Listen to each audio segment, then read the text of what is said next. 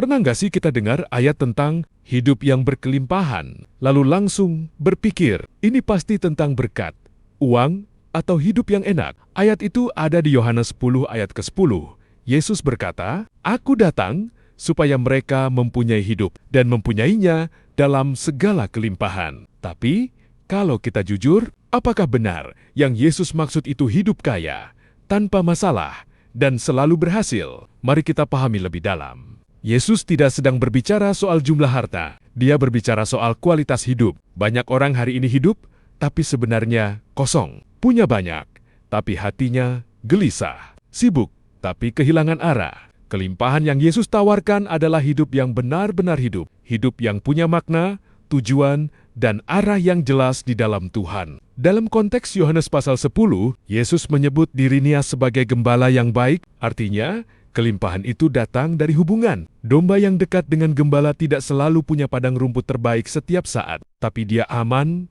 dipelihara, dan tidak tersesat. Itulah kelimpahan, bukan hidup tanpa masalah, tapi hidup yang tetap punya damai di tengah masalah. Bukan hidup tanpa tekanan, tapi hidup yang tetap punya sukacita di tengah tekanan. Yesus sendiri adalah bukti paling jelas. Dia tidak hidup dalam kemewahan. Dia ditolak, disakiti, bahkan disalib. Tapi hidupnya penuh ketaatan, penuh kasih, penuh tujuan. Jadi, jelas, kelimpahan bukan soal apa yang kita miliki, tapi siapa yang kita miliki. Dan ada satu hal penting lagi. Kelimpahan ini bukan cuma soal nanti di surga. Ini dimulai sekarang. Saat seseorang hidup di dalam Kristus, ada hidup baru yang mengalir.